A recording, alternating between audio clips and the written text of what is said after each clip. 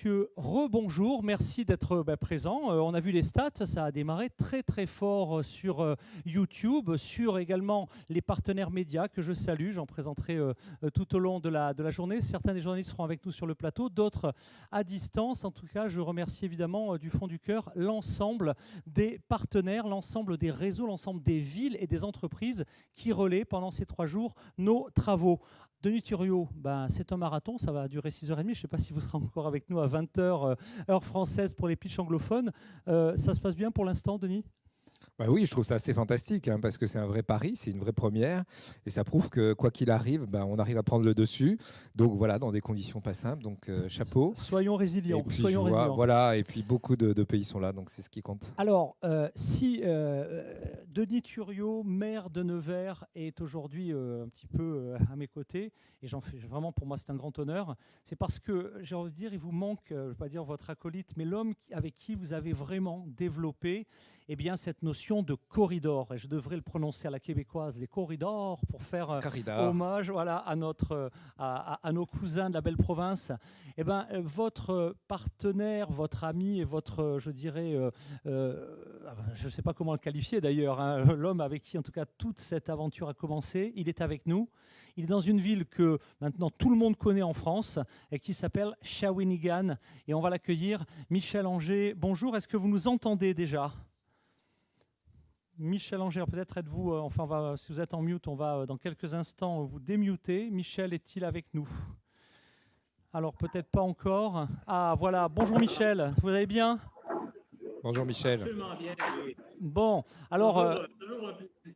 Voilà, donc effectivement. Alors, vous êtes peut-être un tout petit peu loin, Michel, du micro. Est-ce que vous savez vous rapprocher un tout petit peu parce qu'on vous entend de très très loin.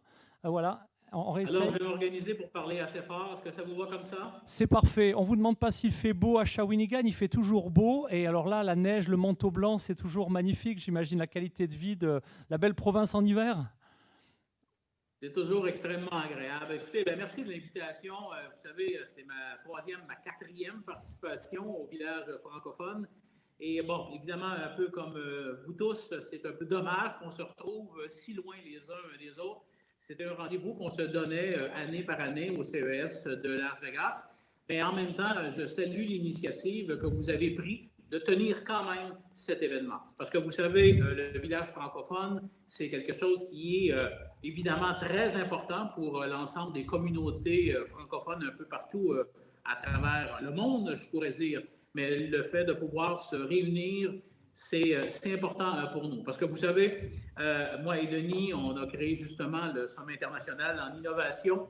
Et si ce n'était que d'une fois par année où on a l'occasion de se rencontrer, de se voir à Las Vegas, au CES, il me semble qu'il nous manquerait quelque chose. Alors, on a décidé justement de mettre en place ce fameux corridor économique entre nos deux villes, avec comme objectif bien précis, et moi je ne m'en cache pas du tout, c'est d'être en mesure de faire la démonstration que des villes médianes comme Shawinigan, comme Nevers, comme plein d'autres à travers le Québec et la France sont en mesure de faire de l'innovation. On est en mesure de garder nos jeunes chez nous et on est en mesure aussi, non pas de concurrencer les grands centres comme Montréal, Québec, Paris ou Bordeaux. Non, c'est pas ça qu'on veut faire. C'est qu'on veut faire la démonstration que nous sommes capables, nous aussi, de prendre notre place dans chacune de nos économies. Et l'opportunité que vous nous offrez à travers ce village francophone nous permet justement de bien se positionner et de nous permettre, nous, comme Québécois, d'avoir un terreau fertile avec la France pour faire en sorte que nos entreprises puissent développer des marchés d'innovation chez vous et vice-versa. Et la démonstration de nos rencontres, autant à Shawinigan qu'à Nevers, ont justement prouvé hors de tout doute qu'il est important, au-delà des grands centres, que des villes comme les nôtres, que des communautés comme les nôtres puissent être capables de se réunir et de travailler ensemble. Denis est un partenaire de premier plan pour nous, c'est devenu un ami et j'ose espérer que quand cette fameuse pandémie se terminera, qu'on aura enfin l'occasion et surtout la chance de pouvoir se serrer la main. Alors, on va se souhaiter évidemment un beau village francophone et je vais m'organiser pour y être le plus souvent possible. Merci pour cette belle fidélité, Michel. Un petit mot là encore, on est contraint par le temps, mais cette amitié, ces corridors, c'est bien plus que de la technologie, c'est bien plus que des affaires, c'est aussi une belle aventure humaine, Denis Thuriot. Oui, je dis, mais il y en a de moins en moins, mais au retort de l'innovation qui pense que ça sépare les relations humaines, c'est faux et ça les accentue. D'ailleurs, je rappelle à mon ami Michel, et on peut dire notre alter ego, nous sommes des alter ego, que nous nous sommes rencontrés à Las Vegas. Donc on ne peut pas ne pas se rencontrer cette année à nouveau, même si entre-temps on le fait à Nevers ou à Shawinigan, mais c'est plus compliqué. Et je confirme cette volonté de porter entre les métropoles et les campagnes, il y a nos villes médianes, et ces villes médianes, elles existent par la volonté de leurs élus, tels que nous, mais il y en a beaucoup d'autres. Et donc ce corridor que nous avons mis en place, évidemment, était un peu ralenti, de facto, compte tenu du nombre de déplacements très limités, voire interdits, mais nous avons un certain nombre de stocks d'entreprises, de start-up ou de PME innovantes qui sont prêtes à se développer en Amérique du Nord et au Québec, et d'autres en France que nous accueillons volontiers, puisque nous avons jumelé le DigiHub de Shawinigan et l'Incube de Nevers.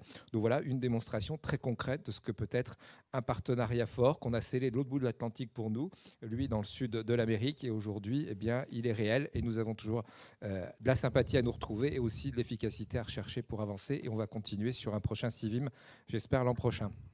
Alors, merci à tous les deux. On essaiera d'ici la fin de l'après-midi d'aller faire un petit focus avec la ville, avec plusieurs villes encore en fonction du temps. Je salue évidemment tous les acteurs. On ira peut-être à Nevers, dire bonjour à Alain Boursier. Mais tout de suite, on réinvente tout cette année. Donc, on avait un rencontre des territoires. C'était la première séquence. Là, on a tous les soirs des éléments de débriefing, des parcours de visite sectorielle où on essaie dans chacun de ces domaines d'excellence ou de compétences de comprendre ce qui se passe. On ne peut pas. Alors évidemment, et j'en parlais avec Emmanuel Jean, il se passe pas mal de choses. La plateforme du CES est déjà une source très intéressante. On vous invite évidemment tous à aller sur ce CES digital rencontrer nos champions régionaux. Mais il y a tout ce qu'on ne fait pas pendant les heures de CES, et c'est notamment tous ces éléments de réflexion collaborative. Alors on a créé ce format, les super tendances, super trends en bon français, ou je ne sais pas, où on a demandé à chacun de nos coordinateurs sectoriels de réfléchir, de nous éclairer sur ce qui se passe. Alors le principe est simple, chacun de nos coordinateurs sectoriels aura 3 minutes chrono. On a été un tout petit peu flexible, pas beaucoup, un petit peu, sur nos témoins, on le sera moins parce qu'on a vraiment un format marathon à tenir. 3 minutes, 3 tendances, 3 visuels qui structurent un peu cette pensée. Beaucoup sont avec nous, d'autres sont également dans des territoires partenaires. Ça, c'est le premier principe. Et chacun de nos coordinateurs de collectif est venu ou a coopté, où nous avons proposé à un acteur d'être un grand témoin pour illustrer ces tendances. 3 minutes, 3 tendances, 3 visuels, plus un témoin, c'est le programme de l'heure qui suit. Alors avant, et là encore, ce n'est pas les contraintes du technique, c'est les contraintes de l'encodage. On a nos partenaires clés, nos digital men francophones et européens francophones, et Bruno Guglielminetti, donc l'éditeur de Mon Carnet au Québec. On a fait la même chose. On leur a dit, écoutez, on va faire une alliance entre la vision, l'analyse d'un média européen et un média nord-américain francophone. Amis africains, vous arrivez en force au sein du village, il ne tient qu'à vous de compléter le triptyque. Ils nous ont concocté 20 minutes, on avait dit 12, on leur tire à l'oreille, mais j'ai vu le document, c'est extrêmement dense, sur les tendances du CES qu'ils décryptent depuis 2 jours, sur le thème de notre journée, les Tech for Cities. Donc on est en train d'encoder le document qu'on a reçu il y a quelques minutes, et donc au lieu de le passer au début de notre retransmission, on le fera à la fin. Ça ne changera rien normalement au déroulé. On va donc pouvoir parler de cette thématique. Je ne vais pas rentrer dans les détails, mais on a plein de collectifs. Vous allez rencontrer, ils sont tous inspirés, nos coordinateurs. Donc les coordinateurs de plein de domaines de la ville, l'eau, la mobilité, l'énergie, le bâtiment intelligent, etc., etc. Et donc, il a fallu coordonner tout ça. Et là encore, vous avez à vos côtés Denis Thuriot, un homme qui est un homme infatigable, qui, lors du Civim, travaille d'arrache-pied. Il est avec nous. Jérémy Nestel, venez donc nous rejoindre pour nous donner les tendances de cette grande réflexion sur les Tech for Cities, les Tech pour la ville intelligente de demain. Et vous avez généreusement 3 minutes 30. Bonjour à tous. Alors, je ne sais pas si on me voit. Alors oui, on vous voit bientôt. Voilà. Donc, alors, les tendances, effectivement, on va vous les donner. Donc, je suis accompagné de plusieurs coordinateurs. Vous allez pouvoir les entendre, tant sur ce qui a été dit, la mobilité, l'eau, l'énergie, également les enjeux sur le bâtiment, la PropTech. Ce qui est important, c'est qu'on a travaillé en équipe avec nos amis du Québec, des fois même avec nos amis de Kinshasa. Et je salue Bonnie Maya qui nous regarde pour ça. Et le travail du coordinateur, c'était surtout de trouver une cohérence et que pour aller plus loin que la technologie, surtout travailler sur une philosophie, un enjeu. On est dans l'univers francophone. Qu'est-ce qu'on a envie de voir? Quelles sont les technologies? Jamais les technologies auront autant impacté. On a entendu tout à l'heure Emmanuel François avec passion en décrire des enjeux. Nous, en tant que coordinateurs, ça a été de réfléchir. Est-ce que le modèle chinois de la Smart City, c'est le bon modèle? Est-ce que le modèle américain, c'est le bon modèle? Et en fait, on s'aperçoit, parce que dans l'univers francophone, on tient finalement à nos auteurs, à une pensée qu'il y a quelque chose à faire au niveau de la francophonie des technologies.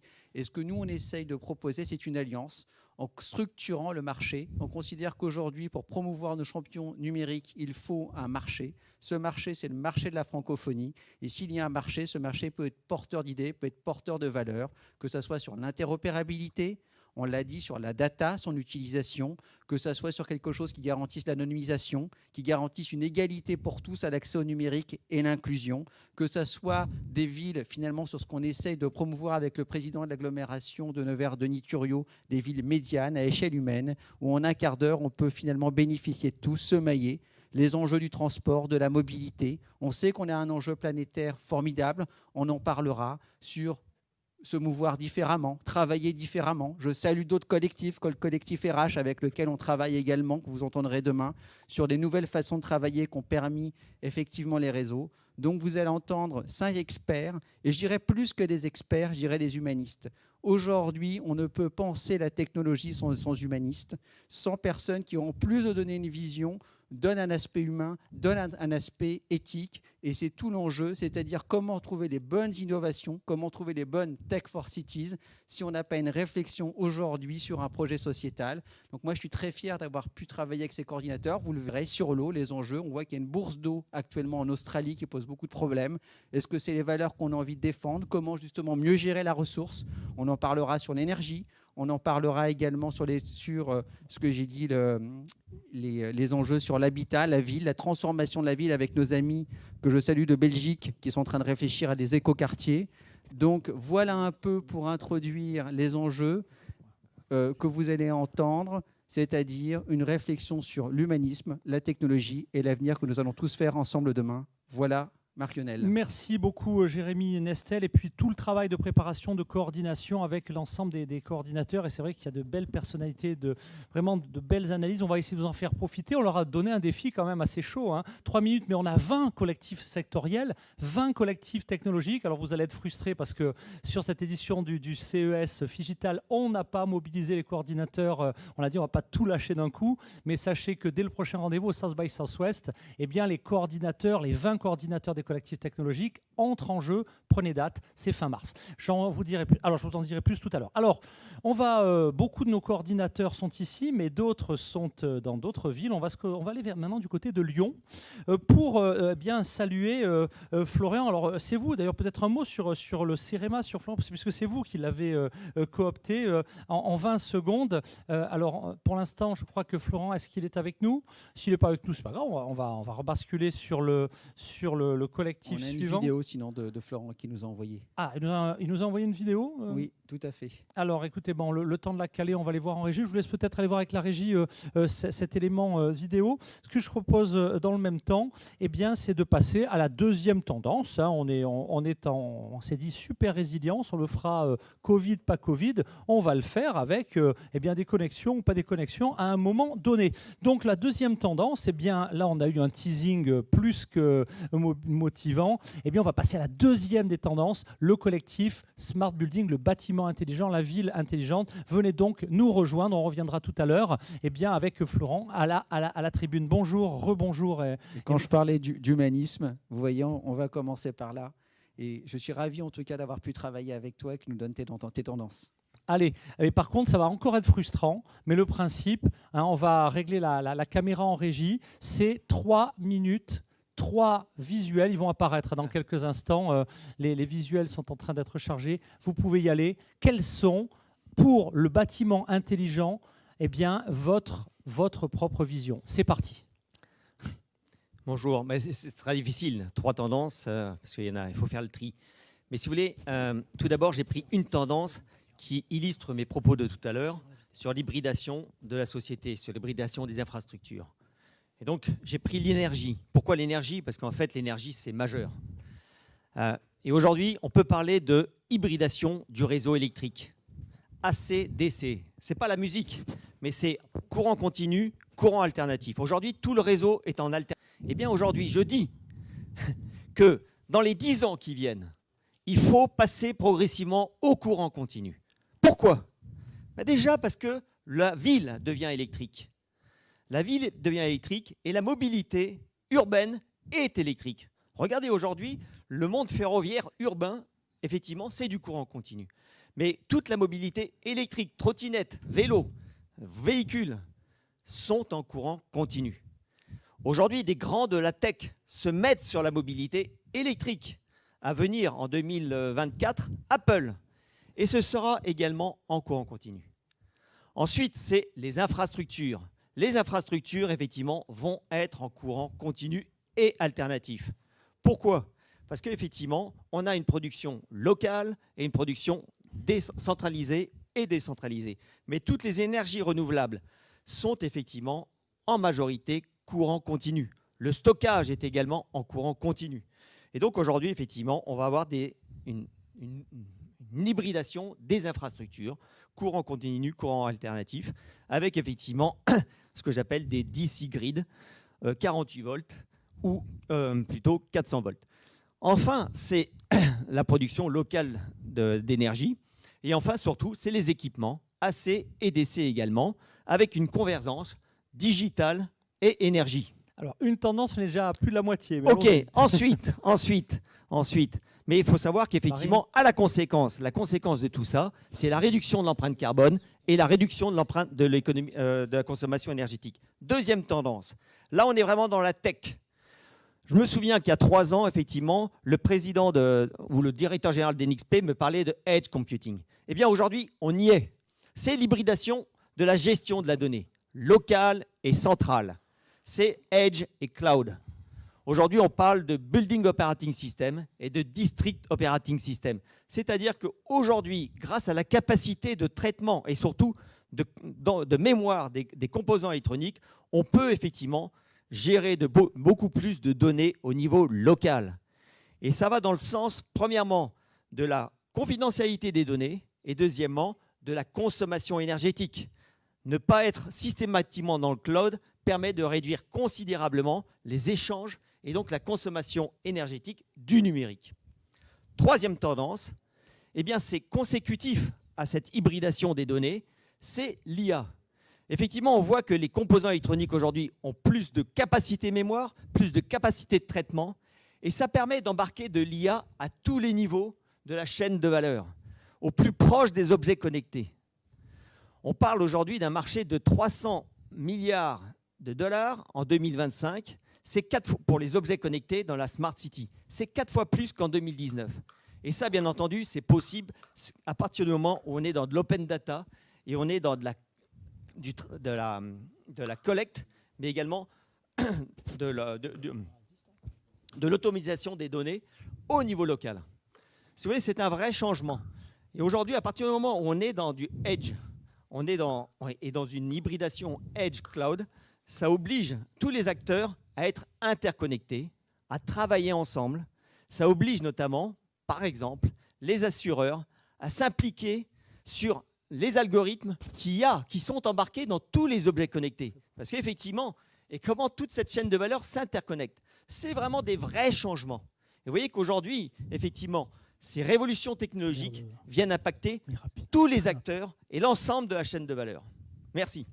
Un grand merci. Merci pour ces tendances. Alors évidemment, pour en savoir plus, on a encore 11 événements cette année pour vous réinviter, que ce soit à l'étranger ou ici même sur un plateau Figital. Merci beaucoup Emmanuel. Alors justement, une transition, on a dit une analyse, 3 tendances. un témoignage. Alors l'élu qui va pas prendre la parole l'illustre parfaitement. On va se rendre du côté de Namur, mais un mot sur le bourgmestre. Donc, on va accueillir Maxime Prévost. Effectivement, on va passer de la théorie à la pratique sur un projet innovant qu'ils sont en train de développer à Namur autour d'un nouveau quartier. Maxime Prévost, c'est à vous. Maxime Prévost, est-ce que vous nous entendez à nouveau? Alors, je ne sais pas. On va voir si on a la liaison.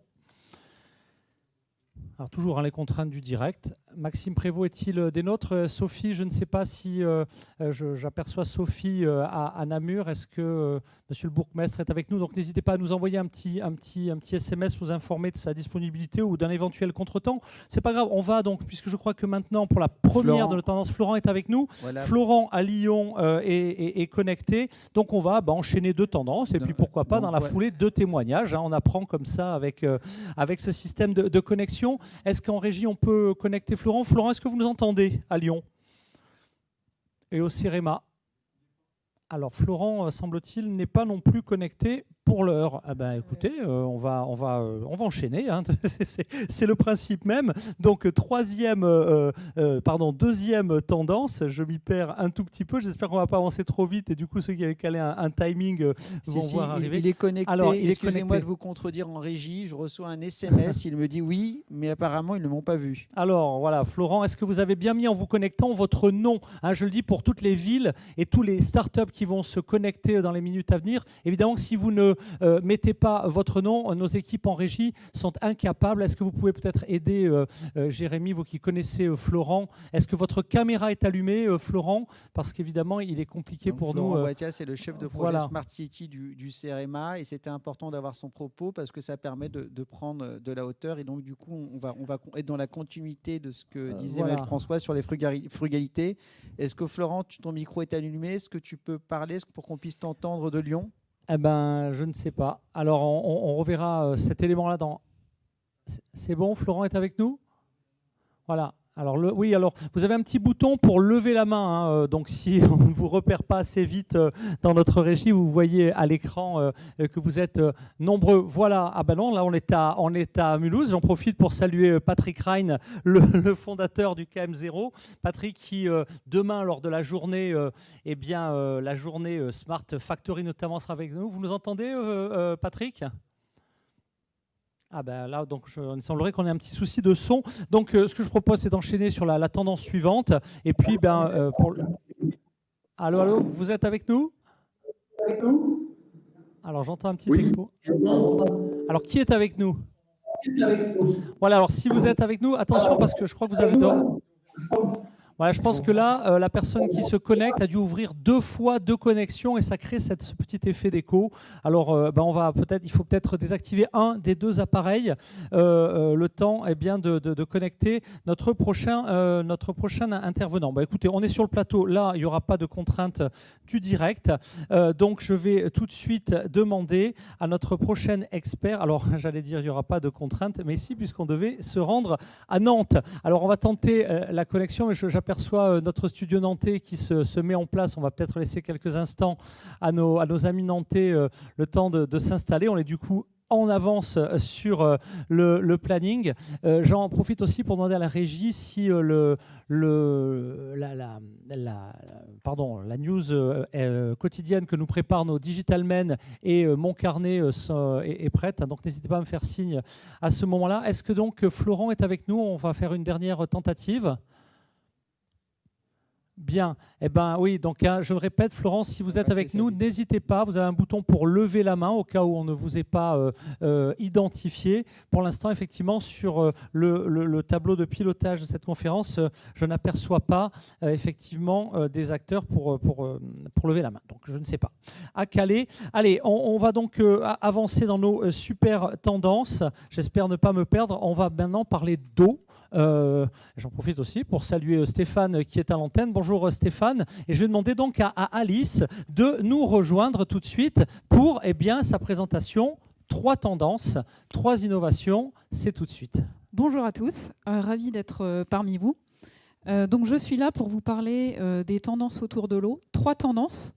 La première, Jérémy on a un petit peu parlé, c'est que la ressource eau est une ressource qui est de plus en plus en tension. Et quelque chose qui semblait impossible en France, qui est un pays dit tempéré, devient une réalité avec une accélération du rythme des sécheresses en France. Et ce qui est nouveau, c'est que c'est sur l'ensemble du territoire. Et ce qui est vrai en France est également vrai à l'international. Jérémy en parlait tout à l'heure. On a une financiarisation de la valeur eau et des places boursières qui commencent à créer des valeurs autour de l'eau, telles que le Nasdaq. Bonne ou mauvaise nouvelle, on pourra en parler, Ben, mais c'est une tendance, en tout cas, exactement. une super tendance. Et la question qu'il faut se poser, c'est est-ce qu'on veut ça pour les générations futures parmi nos modèles? Ça, c'est la première tendance. Je vous propose de passer à la deuxième tendance. Alors, c'est parti. Deuxième. La deuxième Voilà. tendance. La deuxième tendance vient de la compréhension des métiers de l'eau. Le métier de la gestion de l'eau consiste à gérer des milliers de kilomètres de réseau et des milliers d'usines et d'installations sur le territoire. Et en fait, ces milliers de kilomètres et ces milliers d'installations remontent des millions de données chaque jour. Ça, c'est pour l'exemple de SOR. Et si on passe à la page suivante, en fait, c'est l'utilisation de ces données et le croisement de ces données qui va nous permettre de prendre des bonnes décisions. Donc, les bonnes décisions pour quoi? Des bonnes décisions d'abord pour donner l'accès à l'eau à tout le monde. Et puis, une eau de qualité.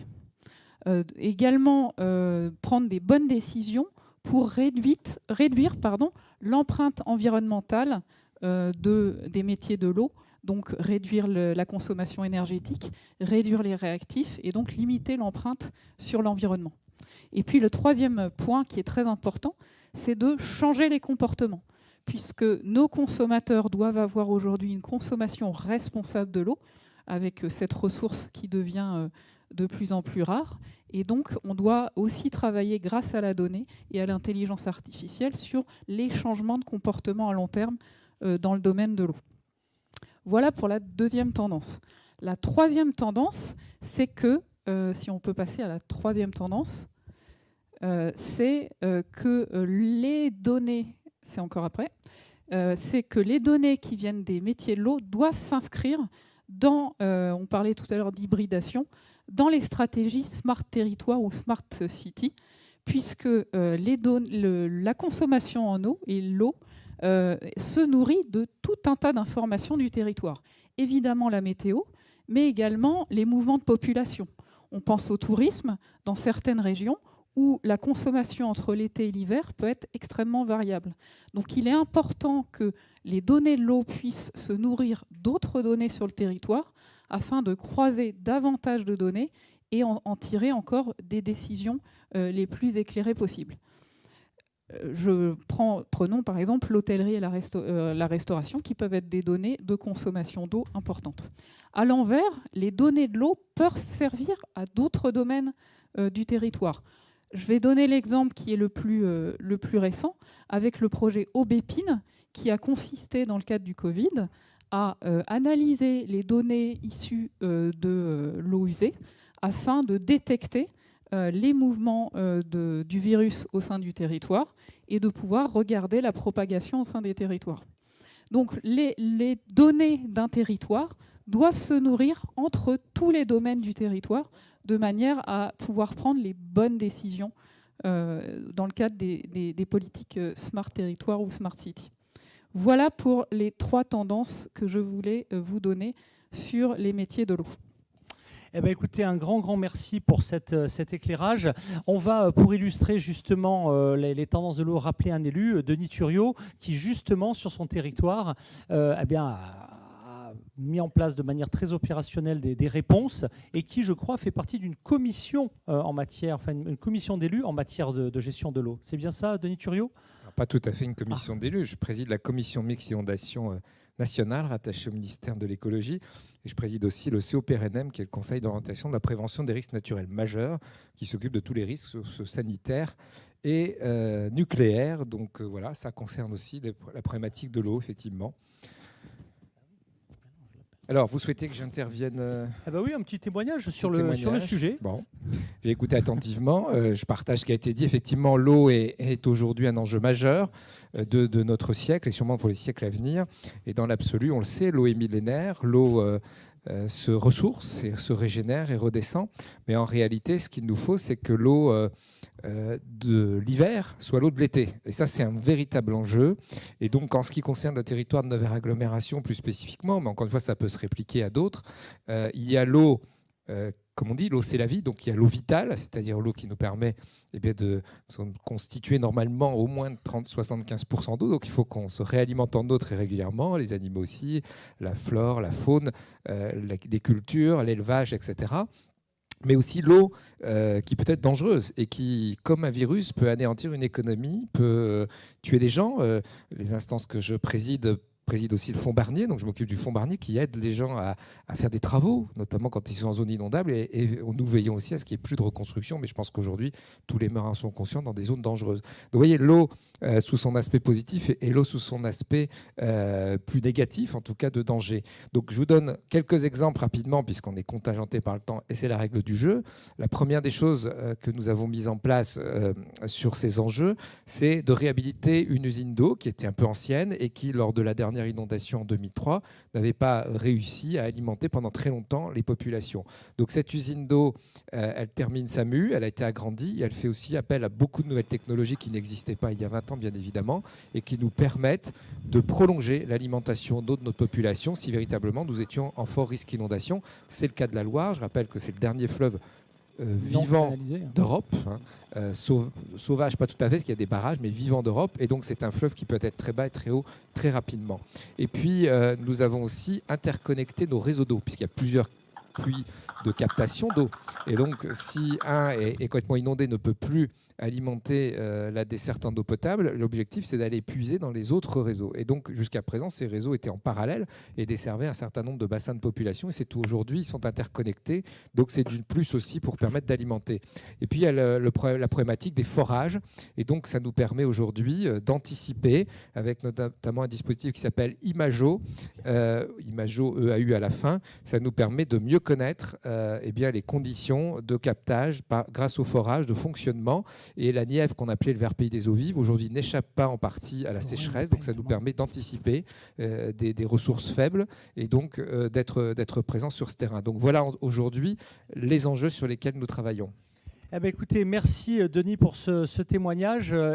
Dans quelques minutes, à nouveau, d'autres connexions.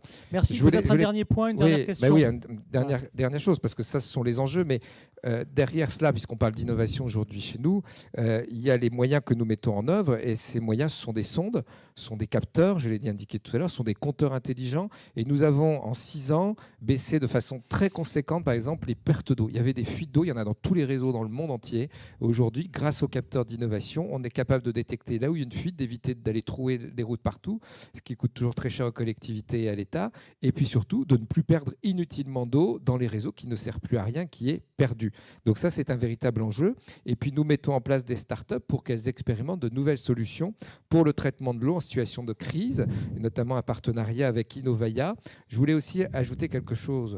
Des pays le font beaucoup, l'Israël et bien d'autres, mais l'enjeu, c'est pas très glamour, comme je le dis, mais c'est le retraitement des eaux usées pour les transformer en eau potable. Et qu'on le veuille ou non, ça serait indispensable, et notre territoire est en train de travailler cette voie, parce qu'aujourd'hui, je le disais, en plus que nous ne devons pas perdre une seule goutte d'eau, je pense aux serres aussi, pour les agriculteurs aujourd'hui, tout tombe par terre, et je ne dis pas que c'est perdu, ça reconstitue effectivement des couches d'eau à aller chercher, mais malgré tout, on pourrait faire bien plus simple. Il faut aussi mettre en harmonie toutes les lois, parce qu'il y a la loi sur la biodiversité qui ne facilite pas les bassins de rétention, mais je pense que tout ça peut s'harmoniser. Et donc, dans le cadre d'une stratégie Smart City, on parlait beaucoup de data tout à l'heure avant moi, et donc cette data autour de l'eau, elle sert aussi aux autres politiques publiques que nous menons, et l'interconnexion finalement entre les data nous permet d'être beaucoup plus efficace et de mieux connaître les besoins de nos populations. Donc c'est ça l'intelligence, l'innovation intelligente au service de l'homme, au service de notre quotidien, à tel point qu'on ne finit même plus par s'en apercevoir,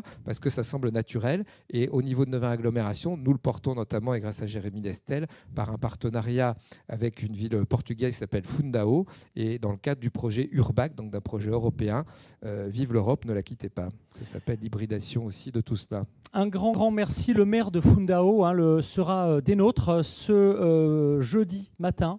Et on aura d'ailleurs un focus sur l'Europe, puisque d'autres plaques linguistiques se mettent en connexion avec le village francophone pour développer, allons-y, un village lusophone, un village hispanophone, germanophone. Seule condition à nos yeux pour faire le poids par rapport à des acteurs de la tech qui ont des marchés très homogènes, comme les Américains, comme les Chinois, qui souvent, avec des technologies qui ne sont pas forcément meilleures, gagnent de par leur fluidité de marché. Merci à tous les deux. Allez, on va maintenant retrouver Florent. Alors pardon Florent, parce qu'il y a eu quelques petits soubresauts. On vous a à nouveau. Alors parlez-nous vite. Est-ce que vous nous entendez? Génial. Il fait beau à Lyon? Est-ce que vous m'entendez bien? Parfaitement, on vous entend bien. Très bien. Allez, on connaît maintenant le principe. Quelques flocons, mais on ne peut pas dire que ça tienne. Alors, on va parler maintenant de Smart City. C'est donc à vous. On vous écoute avec grande attention. Merci Marc Lionel, merci Jérémy pour l'invitation. Meilleurs vœux à tous. Alors la première tendance que je voulais développer, c'est que de plus en plus, les acheteurs, le public, vont être exigeants en matière et regardant sur l'impact environnemental des solutions qui leur sont proposées. Alors pourquoi? D'abord parce que la demande sociale grandit, en tout cas en France, et puis récemment, les premiers chiffres ont été publiés qui permettent donc de mieux parler et de quantifier ce phénomène. Alors si je me réfère à un rapport produit par le Sénat en France en 2019, c'est la diapo que vous avez à l'écran, le numérique représente 2,5% des émissions de gaz à effet de serre nationales, et si on ne fait rien, cette part sera à 6,7% en 2040. Donc c'est très significatif et c'est aussi un enjeu pour atteindre les objectifs de réduction des émissions de gaz à effet de serre dans le cadre de l'accord de Paris. Et cette part, en fait, elle est pour 81% liée à la fabrication et la distribution des terminaux. Alors face à ça, il y a l'huile qui commence à agir, par exemple à Lyon, alors j'y suis, mais voilà, c'est un exemple parmi d'autres, qui va chercher à introduire des clauses pour l'éco-conception dans ses marchés publics, par exemple, qui va essayer de réfléchir à la fréquence de renouvellement des matériels, qui va réfléchir sur le logiciel libre, sur le soutien aux filières de réemploi. Alors, il n'y a pas que des impacts négatifs au numérique, évidemment, à travers les usages, il y a aussi des bénéfices, et heureusement. Mais il faudra de plus en plus faire le bilan coût-bénéfice au niveau environnemental. Une autre tendance forte pour 2021, c'est la 5G. La 5G, c'est un progrès technologique majeur pour de nombreux usages. La téléphonie, l'Internet des objets et des usages gourmands en données comme véhicules autonomes, par exemple. Mais j'ai envie de dire, par comparaison, quand on construit une autoroute, c'est pas pour faire baisser le trafic. Donc on sait que la 5G, même si elle est moins polluante que la 4G, elle va globalement accroître l'empreinte environnementale du numérique. C'est ce qu'on appelle l'effet rebond. Et ça fait réagir certaines villes, par exemple Clermont-Ferrand, qui a décidé un moratoire sur la 5G, le temps de se donner le temps de la réflexion autour des usages. Et ça renvoie à la dernière tendance que je voudrais développer. On en a parlé un petit peu tout à l'heure avec Francky Trichet, mais sur la gouvernance pour un numérique éthique et responsable sur les territoires. C'est les chartes, en fait. Les chartes territoriales de la donnée à Nantes, par exemple, charte du numérique responsable à La Rochelle. Et voilà, c'est des chartes qui permettent de fixer des orientations stratégiques, des principes directeurs qui sont ensuite répercutés dans la commande publique en matière de protection des libertés, d'égalité face au numérique, face aux enjeux d'inclusion, les fractures numériques, l'impact environnemental, on en a parlé, la souveraineté, la sécurité. Parce que l'idée, et je terminerai par là, ce que je voudrais que vous reteniez, c'est pas de faire une ville intelligente en suivant un modèle technologique de Smart City dont on sait très bien qu'il n'existe pas, mais c'est d'essayer surtout de faire la ville intelligemment. Voilà, donc je vous remercie de votre attention et puis je vous souhaite un bon CES. Florent, merci beaucoup et pardon encore pour ces petits contretemps techniques, mais voilà, on a pu profiter de votre analyse. Toutes les analyses de nos coordinateurs étant à retrouver en replay dans les jours à venir. Alors, on vous a également ici même, dans quelques instants, un témoin qui va parler de cette frugalité, mais on va essayer de se reconnecter maintenant avec Namur, puisque je crois que le bourgmestre de Namur est à nouveau avec nous. Pardon pour je crois qu'on a dû un petit peu perturber perturber votre agenda, monsieur le bourgmestre, parce qu'effectivement, voilà, il y a eu quelques décalages, mais on est ravis de vous retrouver. Alors, le focus, il était en réponse à l'intervention d'Emmanuel François hein, sur ces nouvelles tendances, sur ces nouvelles villes. Vous aussi, vous n'êtes pas dans le discours, vous êtes dans l'action, monsieur le bourgmestre. Alors, retour d'expérience. Oui, effectivement, être dans l'action, mais le premier défi pour pouvoir convaincre de la pertinence de ce qui est mis en œuvre, c'est de pouvoir faire partager cette conviction plus largement par la population. On est ici en webinaire avec tous des aficionados du développement numérique, des gens qui ne sont plus à convaincre, mais par contre des gens qui sont demandeurs de pouvoir être à l'affût de tout ce qui constitue l'avant-garde du développement numérique. Mais comme maire, pour convaincre de débloquer des budgets, de réorienter la nature des services, de restructurer l'administration pour qu'elle fonctionne autrement, qu'elle ait un changement de paradigme aussi, en réfléchissant beaucoup plus en open data et compagnie, mais il faut d'abord faire un travail de conviction, comme quoi, effectivement, devenir une smart city, ce n'est pas juste un jouet ou une lubie du maire, mais que c'est un enjeu de développement territorial, social et économique qui est majeur. Et ça, c'est quelque chose qu'on s'est employé à faire à Namur, qui progressivement a gagné ses galons en la matière, en devenant aussi l'une des plus grandes, des plus belles villes orientées numériques de Belgique. Ben, c'est effectivement une belle tendance, un beau retour d'expérience. Avant de vous laisser, monsieur le maire, peut-être une dernière question sur vos projets d'avenir. Si on ferme les yeux, on se projette dans quelques mois, dans quelques années, dans quelques décennies, que dis-je, et votre action a vraiment réussi. Comment on l'imagine, le Namur des prochaines années, monsieur le bourgmestre ? Mais le Namur des prochaines années, il est déjà en train de se façonner parce qu'effectivement, les chantiers qui sont en train d'éclore actuellement sont des chantiers sur lesquels on a travaillé depuis 5 à 10 ans déjà. La grande frustration pour les autorités publiques étant ce rapport au temps qui est très compliqué et qui souvent s'accommode mal de la nécessité de pouvoir être dans un retour sur investissement plus rapide. Mais finalement, on fait aussi de la recherche et développement, on investit pour l'avenir, on crée de la valeur ajoutée sociétale et donc ça nécessite d'être parfois un peu patient. Mais pour ne prendre que quelques exemples, on est en train de faire émerger 3 lieux particuliers, des tiers-lieux, qui vont pouvoir permettre ce dialogue entre, d'une part, le numérique et les entreprises, avec le KIC Festival, qui est un des festivals des arts numériques à renommée mondiale aujourd'hui, qui s'organise à Namur chaque année avec des personnes qui viennent de plus de 50 pays différents pour y participer. On a créé là une pépinière d'entreprise, un véritable incubateur numérique au cœur du quartier, avec le TRAC, le numérique et entreprise, qui va pouvoir être magnifié. On a aussi pensé à tout le public scolaire, les jeunes qui ont besoin de pouvoir concrètement mesurer tout le défi que représente le numérique et les opportunités de créativité et d'emploi futurs. Il y a bien entendu tout le secteur des jeux vidéo, le gaming, sur lequel il n'y a pas beaucoup de travail de conviction à devoir faire pour notre jeunesse, mais il y a tout le reste du potentiel, des métiers techniques, scientifiques, informatiques.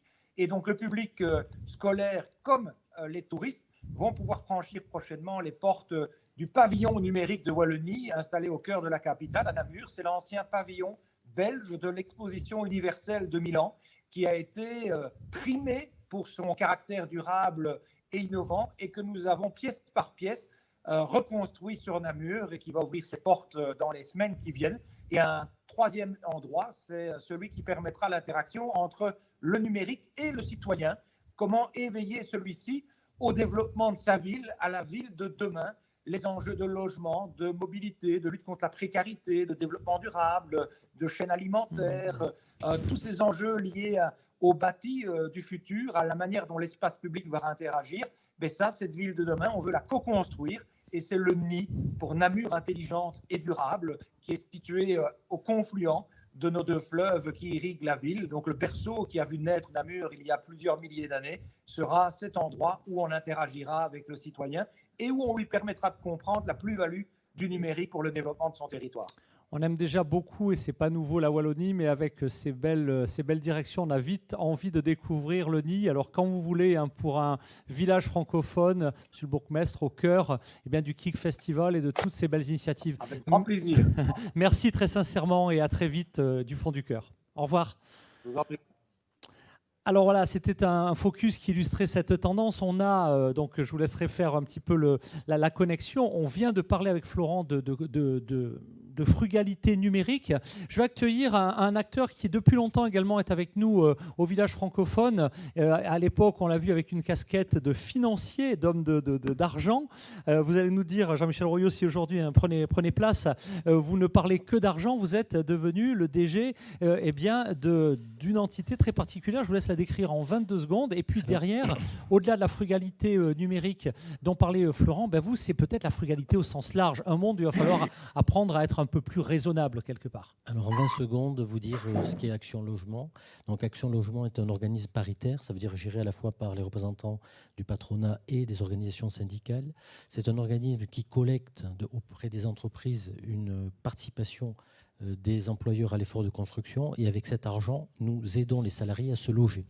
Alors on a de très très très belles filiales qui possèdent plus d'1 million de logements sur le territoire national, hein, donc l'Hexagone et l'Outre-mer évidemment. Je le dis pour nos candidats Tech for Cities dans quelques minutes, vous avez accepté également de faire partie du jury. Je ne sais pas si vous êtes venu avec votre capacité d'investissement, mais je le précise. Alors avec 22 secondes, je n'ai pas eu la possibilité de remercier tout ce que tu fais et les fabuleuses rencontres qu'on a réussi à faire dans chacun au village francophone. Et vraiment bravo pour tout ce que tu fais, c'est des formidables rencontres. Et dans les années passées, effectivement, avec mes différentes casquettes, on a pu aider pas mal de start-upers. Alors je reviens à Action Logement. Donc on a un bloc qui gère avec des filiales sur tous les territoires, qui gère 1 million de logements, et en particulier des logements sociaux, puisqu'on s'adresse aussi aux salariés modestes qui ont du mal à se loger. Et l'autre partie que j'ai l'honneur de diriger, qui s'appelle Action Logement Service, qui va aider les salariés à se loger, donc à disposer de logements dans le patrimoine social, mais également d'accéder à la propriété, où on va faire des prêts complémentaires auprès des banques extrêmement intéressants et légers en matière de garantie, sans garantie à réalité. Troisièmement, on se porte garant, et je le dis parce qu'il y a énormément de jeunes, on se porte garant pour tous les jeunes de moins de 30 ans qui n'arrivent pas à avoir un contrat de location parce que leurs parents n'ont pas l'assiette financière suffisante. On se porte garant gratuitement. Et le quatrième élément, sur lequel on est extrêmement vigilant, c'est tous les salariés en grande difficulté, où nous avons un certain nombre d'actions, et je pense en particulier, c'est un peu les malheurs qui sont accélérés lors du Covid, aux femmes victimes de violences, que nous relogeons en urgence et que nous aidons financièrement. Voilà très rapidement ce que c'est Action Logement, et je pourrais en parler pendant des heures. Alors, il reste 1 minute 30. Alors, par rapport à ta question, en fait, ce que je peux vous dire, c'est que la RSE, le développement durable, c'est la colonne vertébrale de nos actions, avec trois éléments qui sont liés. Le premier, c'est la question climatique. Le deuxième, c'est la sobriété des ressources, et donc la frugalité dont vous parliez tout à l'heure fait partie intégrante de cette recherche de sobriété. Et je dirais le troisième axe, mais qui est la résultante des premières, c'est comment on vit ensemble. C'est le bien vivre ensemble qui doit découler, parce que faire tout ça Pourquoi ? Alors, on agit sur 3 leviers. Le comportement de chacun, parce que indépendamment des grandes théories ou des grands investissements qu'on peut faire, si chacun d'entre nous, on ne se comporte pas bien, eh bien, en fait, on n'a pas du tout les effets escomptés par rapport à la sobriété, quelle que soit la ressource visée. Le deuxième sujet, c'est notre patrimoine et le patrimoine des acteurs avec qui on interagit. Notre patrimoine en direct, la lutte contre les passoires thermiques va être gérée dans les 2 ans. Et nous travaillons également avec d'autres acteurs qui ont des logements sociaux, pour réduire toutes ces questions d'énergie et en rapport direct avec le climat. Alors, sur l'aspect data et smart city, on travaille sur le sujet de l'étalement urbain, qui nous paraît extrêmement important, le sujet de rapprocher les salariés de leur travail, et également le sujet autour des cœurs de ville. Aujourd'hui, et je salue le maire de Nevers qui est extrêmement actif sur ce sujet-là, on a un vrai sujet, c'est le travail au cœur des centres-villes, et nous aidons les collectivités locales à remettre de l'activité économique et remettre des habitants et de l'habitat de qualité dans les centres-villes, et tout ça dans une vision de développement durable, et pour lequel évidemment la sobriété des données fait partie de la gestion des sobriétés des ressources que nous engageons. Un grand merci. Merci pour ce témoignage. Merci pour la présentation de vos axes. Et on a une transition toute trouvée avec un autre de nos coordinateurs qui, lui, est à Nantes et qui est le président de la French PropTech et qui, évidemment, on en parlait tout à l'heure, va nous expliquer un petit peu quelles sont les 3 principales tendances. Alors, on va se connecter tout de suite avec Nantes. Bonjour Pierre Leroy, est-ce que vous m'entendez ? Alors moi je vous vois déjà, c'est super. Pour le son, ça va venir. On retente le coup. Allez, c'est parti, ça va marcher. Vous allez voir, ça va être magique. Bonjour Pierre. Bonjour Marc-Lionel. Ça marche. Alors, 3 minutes, 3 tendances, 3 visuels peut-être. Pierre, allez, c'est à toi. Eh bien, effectivement, l'objectif, alors il y a quelques slides, 3 grandes tendances qu'on souhaitait partager. Juste pour repositionner, les PropTech, donc c'est la contraction de Property Technology, et ça regroupe les innovations et les startups du monde de l'immobilier et du bâtiment, donc qui ont un impact direct sur les transformations, notamment de la ville. Et il y a quelques sujets, notamment après cette pandémie, à traiter. Donc, première grande tendance, c'est la construction hors site. Alors, je ne sais pas si on peut voir le slide, sinon c'est... oui, ça va apparaître à l'instant, le slide suivant apparaît. Voici. Tendance 1. Voilà, la construction hors site, en bois, c'est un sujet clé. On sait qu'aujourd'hui, entre l'effet Covid et les élections, en France, on s'attend à une destruction de 100 000 logements dans un pays qui ne construit pas encore assez vite. Et donc, il faut trouver des solutions pour libérer du logement et faire en sorte que ce soit encore plus qualitatif. Et donc, il y a un axe qui est intéressant, qui est la construction hors site bois. Pourquoi c'est intéressant? Parce qu'on coche plusieurs cases. À la fois, c'est la possibilité, effectivement, de faire dialoguer de la conception numérique d'un logement autour des besoins utilisateurs. 2, ça dialogue forcément très bien avec la commande numérique des usines et des industries. Et donc, le bois est tout trouvé, puisque vous savez que le bois et la commande numérique, ça fonctionne très bien. Et donc, on peut complètement promouvoir une démarche de construction du site web jusqu'au site de production, jusqu'au chantier. Et donc, c'est un marché qui est en pleine explosion. On l'estime à 1,6 milliard. On pense qu'il va doubler d'ici 2030. Et on peut quasiment construire 80% en atelier. Donc, vous imaginez bien forcément tous les bénéfices. C'est plus rapide, c'est moins cher, c'est plus écologique. Et les grands acteurs de la tech mondiale, je pense à des gens comme Amazon, je pense aussi à d'autres acteurs comme Ikea, ils ne sont pas de la tech, mais ils sont quand même des gros industriels. Aujourd'hui, vont attaquer nos marchés français avec cette approche-là et promettent des maisons 40% moins chères, livrées en 2 fois moins de temps. Donc, il s'agit pour nous, si on veut répondre à la problématique des usagers et effectivement mobiliser nos professionnels sur la défense et pas attendre que ces acteurs-là arrivent, nous devons mobiliser nos filières sur le sujet rapidement. Et donc ça, c'est une première tendance qui nous semble effectivement très intéressante. Pierre, il faudra un tout petit peu plus vite sur les 2 autres, mais même si c'est passionnant, on a envie d'en savoir plus. 2 autres tendances, allez, 1 minute. Deuxième tendance, la rénovation énergétique, puisqu'on parle de construction, on parle de ces 100 000 logements qu'il va falloir rattraper, mais il y a aussi tout le parc existant qui est essentiel à rénover. Pourquoi? Parce que c'est une priorité, une urgence. Le gouvernement en a fait un axe clé du plan de relance. Plus de 7 milliards vont être investis sur le sujet. Et la dimension, effectivement, rénovation énergétique, je rappelle juste que c'est 43% des déperditions énergétiques, le bâtiment. Donc, ça veut dire que le coût et les de ça sont à mettre pour effectivement accélérer les choses et faire en sorte que nos artisans passent moins de temps à faire de l'administratif et de la gestion complexe de tous ces financements pour plutôt faire des chantiers et être sur le terrain, puisque nous allons avoir besoin d'entreprises et on a besoin de relever tous les manches. Et là, on a besoin d'équiper la filière bâtiment pour y répondre. Donc ça, c'est une deuxième tendance clé. Et puis la troisième tendance, c'est effectivement, il s'agit de construire, il s'agit de rénover. Autant imaginer et le faire dans de bonnes conditions. C'est-à-dire que si on construit pour 40 ans et que dans 40 ans, on se dit, mince, en fait, on a rénové avec des mauvais matériaux qu'on a du mal à recycler, ça va être problématique. Donc, tant qu'à poser le sujet concrètement, on pense aussi à tout l'impact carbone et la construction, l'impact carbone dans la construction. Et là, il y a tout un travail où, dans l'élaboration finalement de nos nouveaux actifs immobiliers, comment j'imagine y mettre les meilleurs matériaux qui auront le plus de capacité à être recyclés dans 30, 40, 50 ans. Et là, c'est pareil, ça se pilotera avec de la technologie. Donc voilà les 3 grandes tendances PropTech, effectivement, sur lesquelles aujourd'hui l'écosystème est mobilisé, et notamment avec les acteurs nantais. Vous savez que la French PropTech est née depuis le territoire nantais, et donc nous sommes mobilisés avec toutes les têtes de réseau locales, acteurs traditionnels, métropoles, élus, start-up et universités, à réfléchir, à intégrer en tout cas ces nouvelles tendances de manière à y répondre concrètement et à passer de l'idée à l'action. Eh ben, merci pour ce focus. Alors, Francky Trichet, merci également d'être aux côtés du président de la French PropTech, qui, ce n'est pas un hasard, est nantais. Et alors, qui a influencé qui? Vous allez nous le dire tout de suite.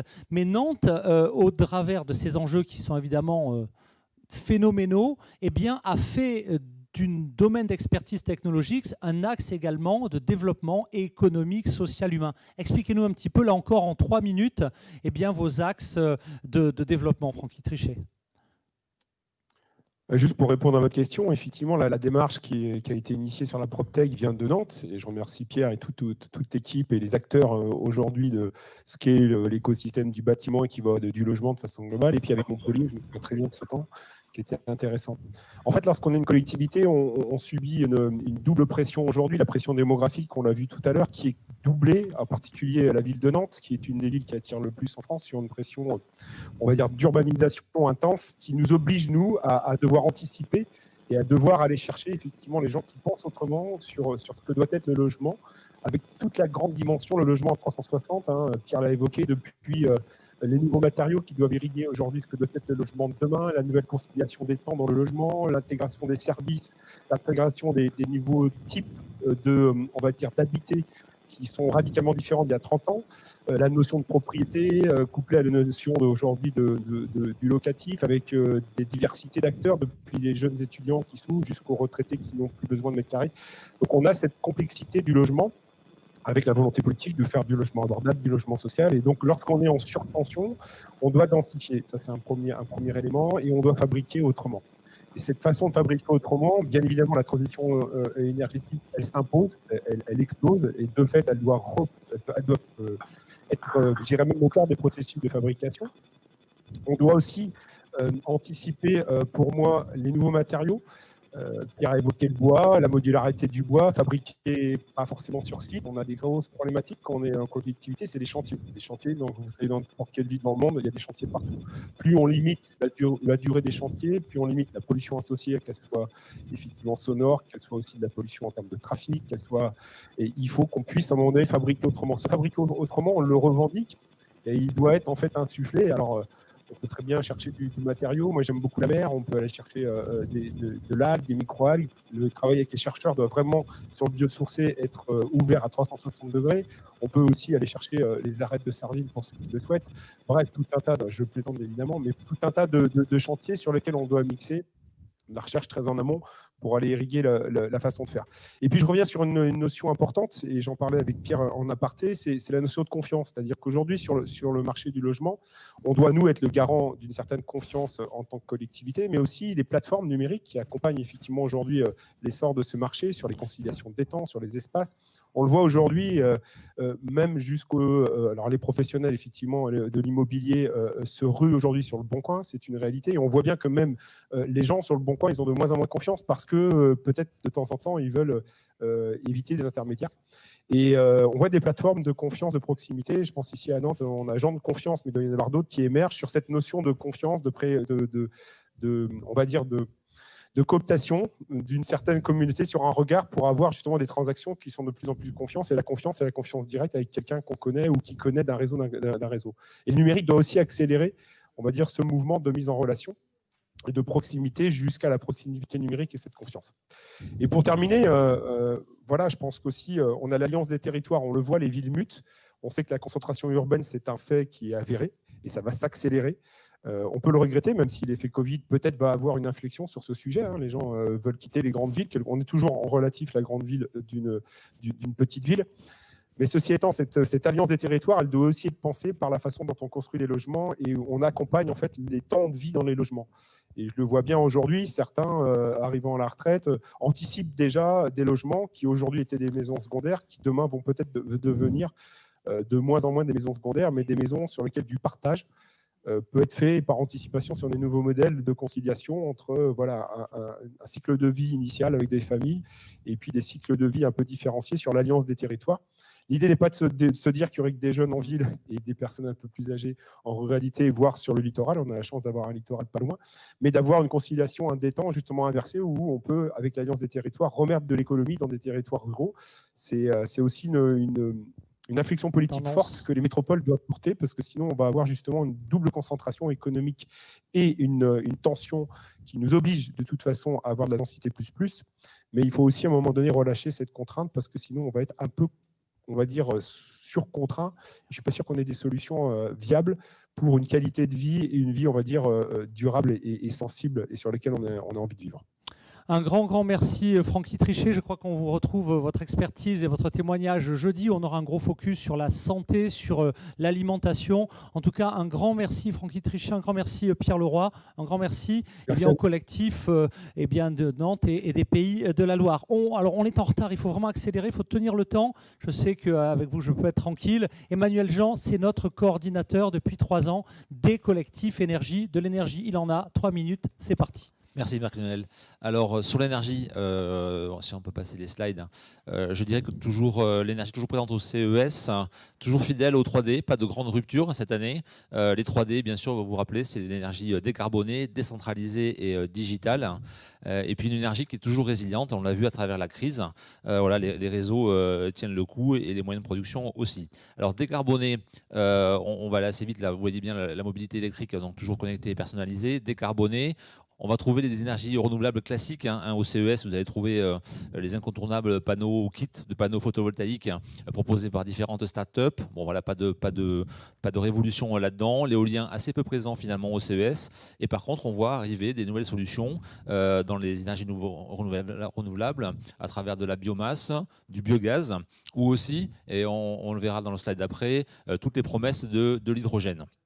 Et puis pour rebondir avec ce qu'avait dit Emmanuel François tout à l'heure sur la SBA, l'hybridation des réseaux, finalement au CES, on ne la voit pas trop, en tout cas dans les tendances, même si on sait tous et on pousse tous pour aller vers ça, vers une hybridation, on ne la voit pas trop. Pour le moment, ce qu'on voit, et ça a été dit à plusieurs fois dans les interventions précédentes, la décentralisation. On voit bien qu'aujourd'hui, par exemple, le développement de l'autoconsommation, juste pour mémoire, il y avait moins de 1 MW d'autoconsommation photovoltaïque en 2010. Aujourd'hui, on a 283 MW. Vous voyez, en 10 ans, ça a fait un bond phénoménal. Juste en 3 ans, ça a doublé cette production de photovoltaïque, d'autoconsommation. Aujourd'hui, en France, par exemple, 70 000 sites particuliers et collectifs. Et ça, au CES, vous allez retrouver différentes solutions qui proposent des solutions simples d'autoconsommation. Donc de plus en plus de projets, de la production locale, de la consommation locale, aussi c'est une demande des clients, un peu comme dans l'alimentaire. Les gens ils veulent produire local, consommer local, et ça c'est aussi rendu possible par les nouveaux usages, comme par exemple le véhicule électrique. Au CES, on va retrouver les classiques voitures électriques, voitures autonomes, camions électriques ou camions plutôt à hydrogène. On verra que l'hydrogène c'est finalement peut-être le moyen de production, le moyen de consommation, le carburant de demain pour les moyens de transport collectif. Et puis le stockage, notamment avec aussi l'accélération des produits autour de la borne qu'on appelle vehicle to grid, c'est-à-dire la borne qui permet d'échanger des électrons dans les deux sens. Et puis le troisième point, c'est le digital. Alors bien sûr, on l'a tous dit, on le voit, toujours plus d'objets connectés pour mieux optimiser nos ressources. La finalité, bien sûr, de ces objets connectés, c'est de remonter la donnée pour rendre tous nos services finalement plus intelligents. Et alors, ces données, elles sont disponibles pour le client. Ça permet d'être plus intelligent au client, en tout cas de le responsabiliser sur ses consommations et du coup de consommer moins. Elles sont aussi, ces données, disponibles de plus en plus en open data. Et ça, c'est une grande richesse pour à la fois les collectivités pour pouvoir mieux piloter leur politique énergétique. Et puis en plus, quand on les met en open data, ça permet aux écosystèmes, alors les écosystèmes, c'est les startups, les PME, et puis les grands groupes, de proposer des nouveaux services, encore une fois, pour être le plus efficient possible par rapport à nos ressources qui, dans le domaine de l'énergie, même si elles ne sont pas en très forte tension, de l'énergie, il y en a aujourd'hui partout, et assez facilement. Voilà, c'est un bien quand même qui va tendre à se raréfier. Et puis juste un point focus là, sur le dernier slide, c'est la sobriété énergétique. J'en parlais l'an dernier. Finalement, l'environnement était assez absent dans le CES en 2019. Là, on voit qu'il voilà, y a une montée, en tout cas, des solutions. Alors, parfois un peu gadget, notamment il y a par exemple une petite hydrolienne qu'on met sous la douche et qui permet par exemple de produire de l'électricité pendant qu'on se douche. Voilà, bon, il y a des petits gadgets comme ça qui apparaissent au CES, mais on sent que la sobriété énergétique, ça devient le sujet de demain. En tout cas, c'est une tendance qui n'était pas émergente l'an dernier, mais qui devient émergente cette année. Merci beaucoup pour cette analyse. Michel Anger, est-ce que vous êtes encore avec nous du côté de Shawinigan pour un témoignage sur votre dynamique en matière d'énergie ? Alors, je sais que nous avons commencé le focus. Je ne sais pas si Michel est encore avec nous. Je prends de l'information. Voilà, Michel, bonjour. Alors, je vais vous demander également, parce que vous avez compris qu'on est un petit peu pris par le temps, très concrètement, oui, en plus, l'énergie à Shawinigan, ce n'est pas une nouveauté.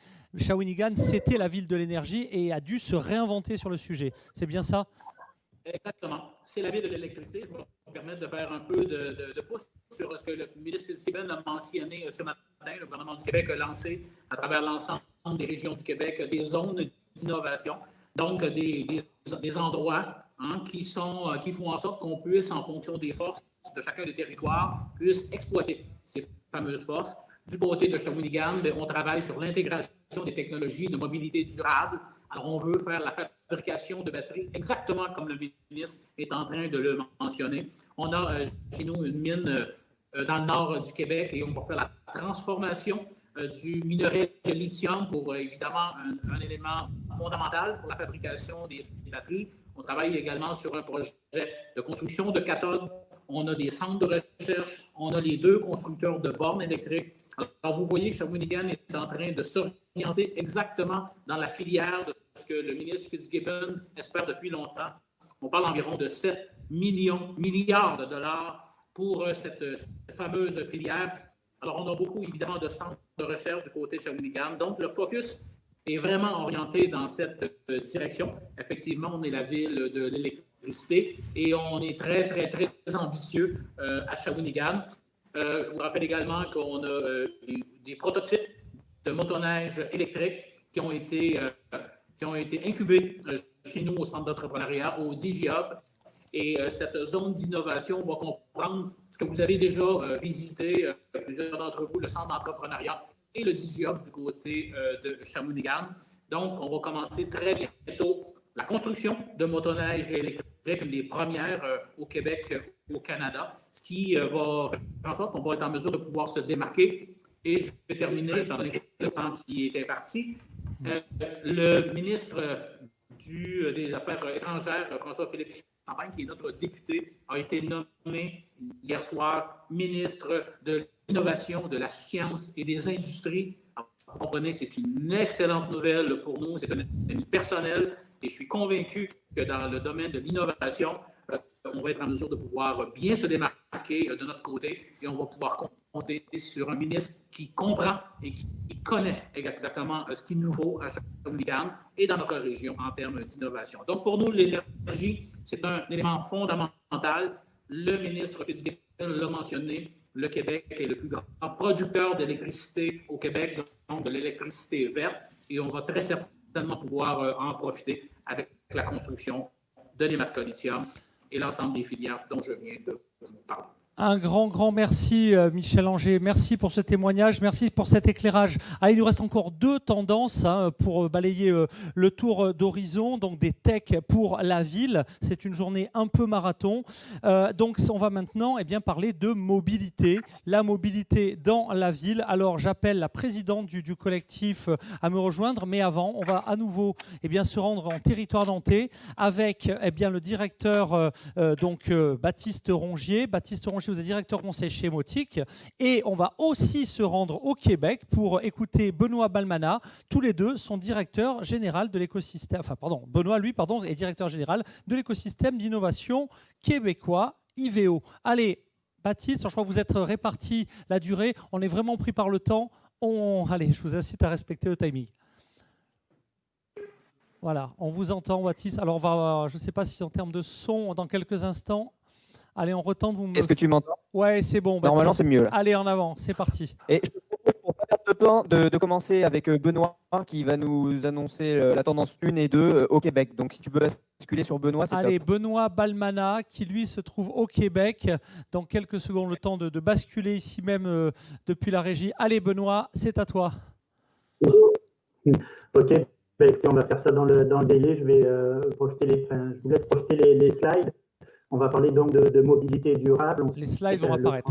C'est important pour la lutte contre le changement climatique. Je vous laisse mettre les slides. Donc, première tendance, si vous voulez revenir en arrière, s'il vous plaît. On va revenir en arrière. Première tendance, bien sûr, qu'on a déjà évoquée dans d'autres thématiques. Je vous laisse faire revenir en arrière dans le slide. On va essayer de revenir en arrière. Je crois qu'en régie, on va déjà vous remettre en image. Avancer et la slide va arriver dans quelques instants. Voilà, c'est parti. Les véhicules zéro émission. C'est de revenir. Voilà, les véhicules zéro émission, on en a parlé dans la thématique énergie, bâtiment. Aujourd'hui, si on veut parler de mobilité durable, c'est sûr qu'on est dans les véhicules à zéro émission. Il n'y a plus aujourd'hui de contraintes pour les villes pour faire l'acquisition de tout type de véhicules qui sont présents dans leur flotte municipale. On peut parler bien sûr des pick-up, des voitures légères, des petits véhicules, des camions, les petits véhicules de déplacement des agents, même des véhicules pour nettoyer la chaussée. Michel Anger parlait tantôt de motoneiges. Donc on voit qu'aujourd'hui, tous les types de véhicules dont les villes ont besoin sont disponibles en véhicules zéro émission. Et bien sûr, dans les tendances, il faut ne pas oublier aussi au niveau réglementation que beaucoup de pays aujourd'hui vont vers l'interdiction de la vente de véhicules thermiques d'ici quelques années. Donc, les véhicules zéro émission, c'est pour nous une tendance, bien sûr, évidente dans la mobilité. Deuxième tendance, s'il vous plaît, si vous pouvez avancer le slide. Ouais. Deuxième tendance qui est aussi liée à l'émergence, on en a parlé, du numérique et de l'Internet des objets. Toutes les applications qui vont permettre aux villes d'optimiser ou de limiter leurs déplacements sur leur territoire. Donc, on peut parler d'applications comme les poubelles intelligentes, on a parlé des compteurs d'eau intelligents, l'arrosage intelligent, tout le stationnement aussi, mieux aiguiller les citoyens vers les stationnements qui sont disponibles. La ville jumelle numérique qui permet aussi d'éviter aux agents municipaux de se déplacer. Donc, toutes ces technologies qui vont réduire les nombres de kilomètres parcourus et donc, proportionnellement, vont réduire les émissions en gaz à effet de serre. Pour la tendance 3, je laisse la parole à mon collègue Baptiste. Allez, deux autres tendances en essayant de rester également dans les délais. Merci beaucoup, Benoît. Merci pour cet éclairage. Baptiste. Bonjour à tous. Oui, en effet, moi, je vais vous parler de mobilité citoyenne. On part d'un constat que la mobilité de demain est à l'épreuve des usages d'aujourd'hui. Le contexte sanitaire, environnemental, mais aussi social impacte directement sur nos habitudes, sur nos comportements de mobilité. Il y a une grosse amélioration aujourd'hui de l'offre de transport, c'est indéniable. Certains modes émergent massivement, comme les vélos, les trottinettes, les scooters en free floating. Il y a des expérimentations autour du véhicule autonome, évidemment, et ça provoque un changement de modèle et un changement de comportement dans la mobilité. Donc, transformer les réseaux implique de faire évoluer ces habitudes modales pour assurer l'acceptabilité finalement de ces nouveaux modes de transport, réussir un changement durable et inventer de nouvelles solutions. Il ne faut pas griller les étapes. Il faudra être pédagogue dans l'approche avec des phases d'expérimentation, des phases d'apprentissage pour assurer justement cette pérennisation de nouvelles solutions. Et je terminerai par dire qu'il appartient aux acteurs locaux de prendre la main pour inventer et mettre en œuvre finalement les actions qui vont être nécessaires au changement de comportement dans la mobilité à l'échelle locale, puisque chaque territoire a ses spécificités. Eh ben, grand merci pour ces tendances. Alors, un témoignage, Lamia. Alors, Lamia, bienvenue dans la communauté. Vous êtes responsable innovation des labs du groupe RATP. Autant vous dire que la mobilité, ce n'est pas un 20 mots, ce n'est pas de la théorie dans votre quotidien. Exactement, c'est le cœur de notre métier. Donc, effectivement, je suis responsable des labs du groupe. Et aujourd'hui, le sujet de la mobilité, nous, on est exploitant pour Île-de-France, mais à travers RATPD, on est aussi présent à l'échelle internationale. Et j'ai eu une question sur effectivement la partie mobilité citoyenne. C'est quand on parle de mobilité citoyenne. Comment amener les changements de comportement quelque part? Exactement. En fait, le changement, pour moi déjà, la mobilité citoyenne, c'est pas une mobilité culpabilisante. C'est une mobilité, au contraire, qui doit être amenée avec douceur. Il y a le collaborateur tout à l'heure qui parlait d'humanisme. On est des humains, on travaille avec des humains et l'idée c'est de mettre l'humain au cœur de l'expérience. Donc l'un des challenges et l'un des objectifs stratégiques du groupe RATP, c'est de mettre vraiment l'usager au centre. Une des grandes campagnes du groupe RATP aujourd'hui dans l'intégration de notre méthode et de notre vision de demain, c'est aussi de mettre le client au cœur. C'est quoi mettre le client? Le client, c'est le citoyen. Donc le citoyen, il va d'un point A à un point B. Il faut déculpabiliser, enlever ce sentiment de il faut absolument que je prenne le vélo, il faut que je prenne la trottinette ou les nouveaux modes de transport. Il faut d'abord que le client ou l'usager, il aille vers le mode de transport qui lui correspond, avec lequel il est aligné par rapport à ses usages et ses vrais besoins. Ça, c'est un.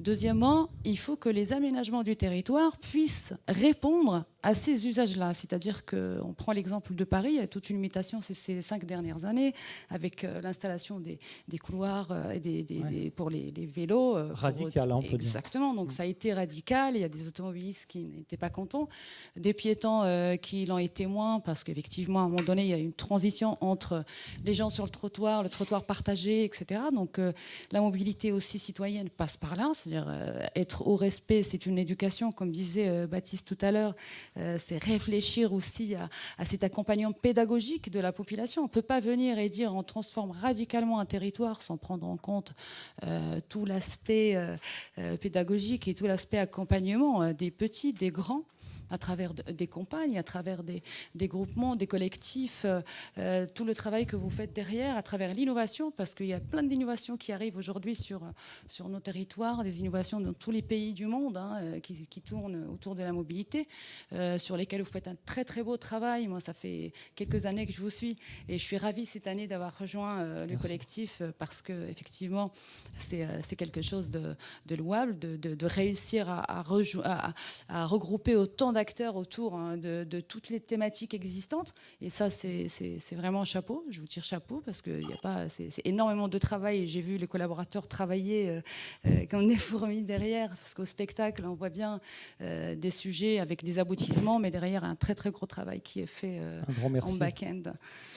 Voilà. Un grand merci. Alors, Lamia, on est vraiment ravis évidemment de vous accueillir. C'est un peu le début d'une année où on ira sur des grands rendez-vous, Barcelone Smart City, Vivatech, etc. La SIT, elle aussi, la semaine du transport et logistique, parce qu'il n'y a évidemment pas que la mobilité des personnes. J'imagine aussi que les biens entrent dans votre scope de vision. En tout cas, avec l'ensemble des collectifs, on est ravis de vous accueillir et on vous donne rendez-vous très très vite pour d'autres temps forts et d'autres focus. Un grand merci. Merci beaucoup. Alors, dernier focus de la journée, c'est la journée Tech for City, celle où il y a le plus de collectifs. Ça sera un petit peu plus compact demain. Eh bien, c'est effectivement la blockchain. On va se rendre à nouveau au Québec avec Kathleen Jobin, qui est PDG de StartupX et qui est notre experte, notre coordinatrice dans notre jargon du collectif blockchain. Kathleen, est-ce que vous m'entendez? Est-ce que, Kathleen Jobin, vous êtes connectée? Voilà, c'est bien. Kathleen, est-ce que vous êtes avec nous? Alors, je ne sais pas, Kathleen, peut-être un problème de son. Kathleen Jobin de StartupX, est-ce que vous êtes avec nous dans quelques instants? Bien. Eh bien, si ça n'est pas encore le cas, peut-être un petit problème technique. Je ne sais pas si j'aperçois Philippe Nadeau également qui... Ah ben voilà, Kathleen, soyez la bienvenue. Bonjour. Est-ce que vous m'entendez? Oui, on vous entend parfaitement. Très très bien. Kathleen, 3 minutes, vraiment 3 minutes, parce qu'on est vraiment très très pris. Allez, c'est parti. Allez. D'accord, je bascule. Vous voyez mes acétates et c'est parti. Moi, je suis très heureuse de faire partie du CES Village francophone cette année puis de discuter de la blockchain. La blockchain pour les Smart Cities, il y a 3 grandes tendances qui se sont dessinées pour moi pour les années à venir et surtout pour l'année 2021. La première, c'est l'appropriation de la technologie par les villes. Donc, je veux vous raconter une petite histoire que je crois qui va vous motiver à partir d'un projet dans vos municipalités pour vous approprier vous aussi la blockchain. Je vais vous parler de Zug.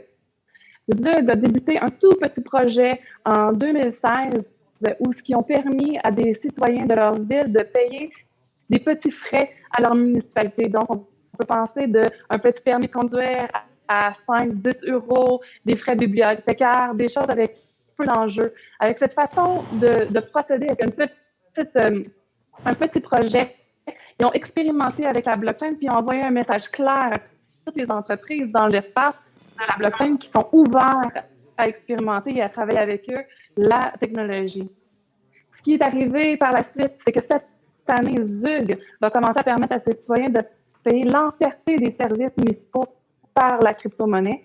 Donc, on parle de taxes, on parle de gros montants. Tout ça a été possible en démarrant avec un petit projet.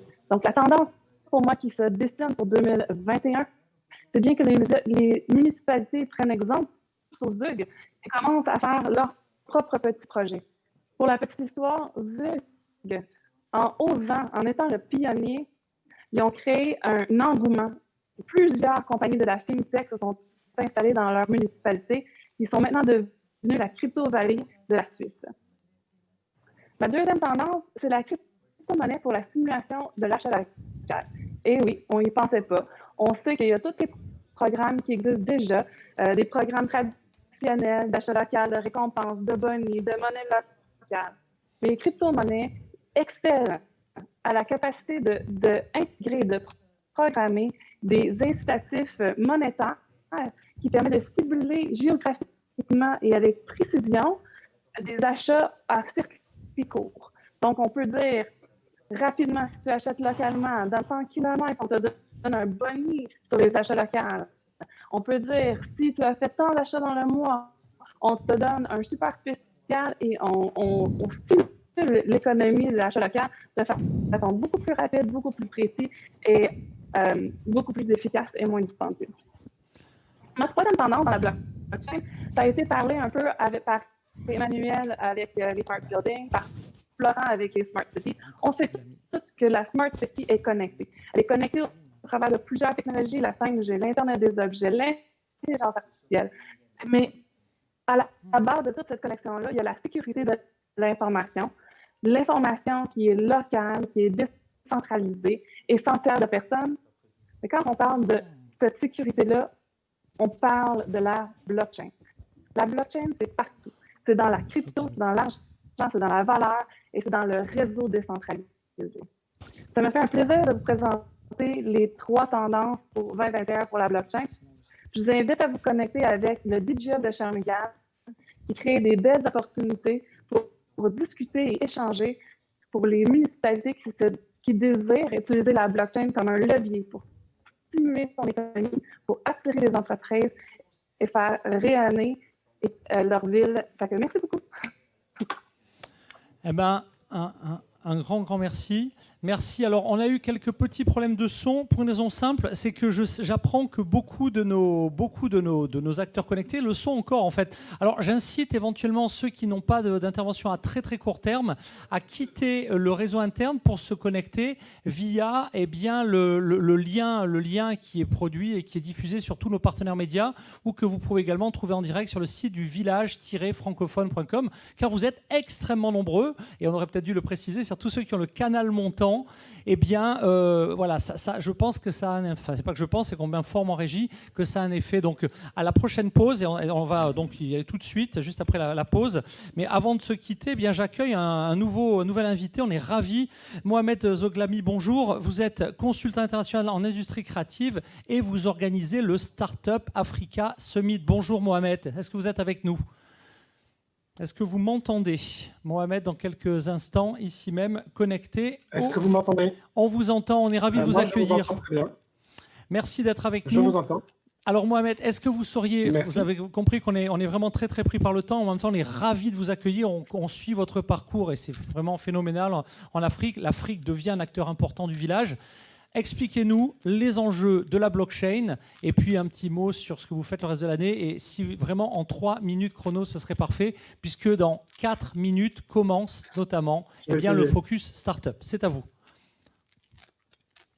Écoutez, je vous remercie énormément et ça me fait plaisir de rejoindre la communauté francophone.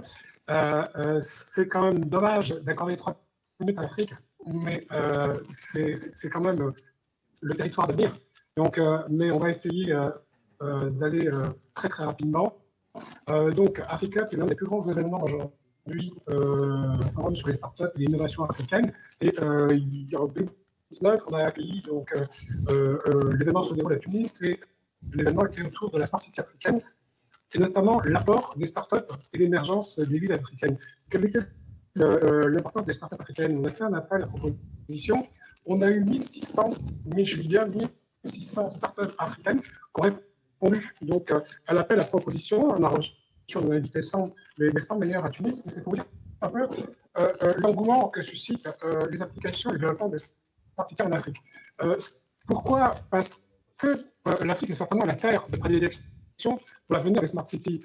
L'EIF, puisqu'on est aujourd'hui autour de la francophonie, l'EIF estime qu'en 2050, l'Afrique pourra rassembler pratiquement 85% des francophones contre 12% pour l'Europe. Donc ça veut dire que le nombre total des francophones dans le monde pourra passer de 274 millions aujourd'hui à 700 millions. Donc vous comprenez l'importance aujourd'hui de l'Afrique. Mais l'Afrique, c'est aussi une population de 1,3 milliard. Donc, et sa population mondiale, donc, aujourd'hui, elle a tendance à s'urbaniser.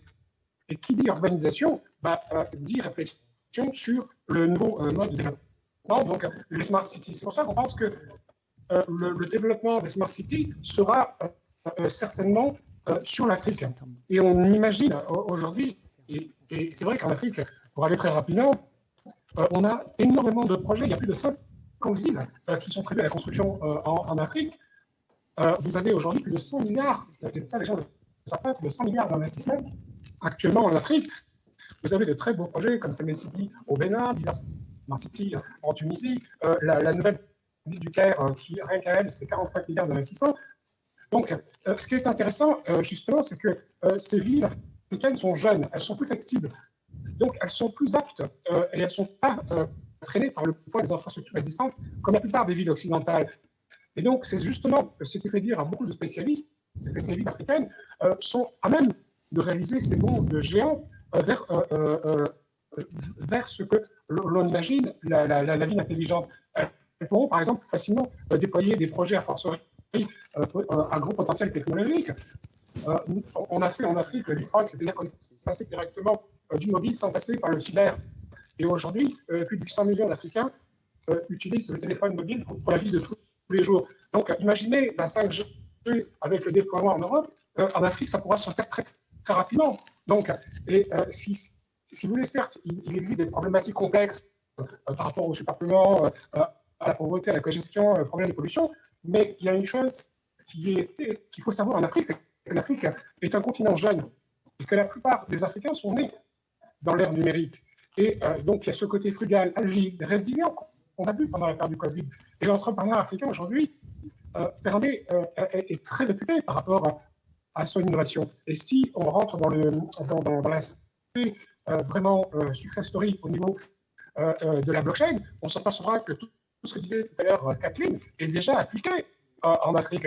On a en Afrique, par exemple, le projet qui est mené par le chanteur africain sénégalais Akaton, d'une ville qui va être financée en crypto-monnaie. Donc Akaton City, on développe déjà au Ghana et dans plusieurs autres villes de plusieurs autres pays africains des registres cadastraux, donc impact blockchain.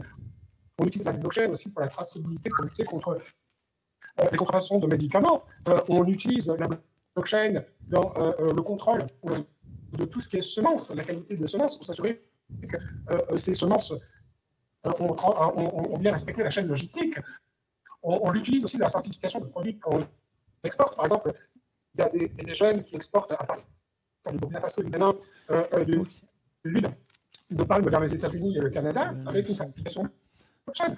On a aujourd'hui énormément de recherches. Moi, j'ai un living lab en Tunisie, donc c'est le seul living lab africain et aujourd'hui arabe. On travaille sur la blockchain IA dans les industries créatives, mais également sur l'industrie 4.0 pour la ville de demain. On est en train de développer énormément d'applications et de recherche. On a aussi dans le domaine de la blockchain tout ce qui est lié à la certification des étudiants, mais on utilise aussi la blockchain, si vous voulez, pour tout ce qui est compétences. Les freelancers, vous savez qu'aujourd'hui, l'Afrique est les principaux freelancers dans le numérique, puisqu'il manque plus de 200 000 compétences numériques en Europe, et l'Europe aujourd'hui est en train de chercher en Afrique. On utilise donc ces plateformes de freelance africaines, et certaines utilisent la certification blockchain pour répondre à la demande. Donc, vous voyez, la blockchain est appliquée de partout, elle est déjà usitée donc, en Afrique, et c'est ce qui fait sa force, c'est cette jeunesse et cette innovation africaine. Et il faudra compter sur l'Afrique, notamment l'Afrique francophone, dans les années à venir. Merci. Désolé. Mohamed. Non, mais très bien. Merci. Merci à tous. Écoutez, on est vraiment très pris par le temps, mais on est ravis de vous accueillir. Évidemment que l'Afrique, elle doit prendre sa place, et elle doit prendre sa place au sein du village francophone. Vous savez que traditionnellement, elle ne se rend peu au CES parce que d'abord, M. Trump réduisait drastiquement les visas, et puis parce que le prix des avions est extrêmement cher pour tout le monde. Et évidemment, depuis l'Afrique, les prix des billets sont énormes. Mais avec cette digitalisation, eh bien, nous avons commencé 7 pays africains. Merci Boni Maya, merci l'ensemble des acteurs, merci pour la Tunisie, Monji Zidi, que vous connaissez peut-être Mohamed, qui sont en train de créer des ponts avec les différents pays africains. C'est la fin de cette transmission. Alors, pardon, parce qu'évidemment, il y a eu un décalage, on en tirera évidemment des enseignements pour les prochaines éditions. Un point important, donc, c'est qu'on vous avait promis les tendances et donc la vidéo quotidienne du Digital Men et donc de nos amis de Mon Carnet. Donc on est vraiment pris par le temps, donc on va la mettre en fin d'après-midi, on va la recaler en fin d'après-midi. Pour les Américains, ça ne posera pas de problème. Pour ceux qui le veulent la visionner, ça dure 20 minutes, c'est absolument passionnant. Demain, on aura 2 autres épisodes qu'on va recaler. Et on va tout de suite passer à la partie pitch. Je vous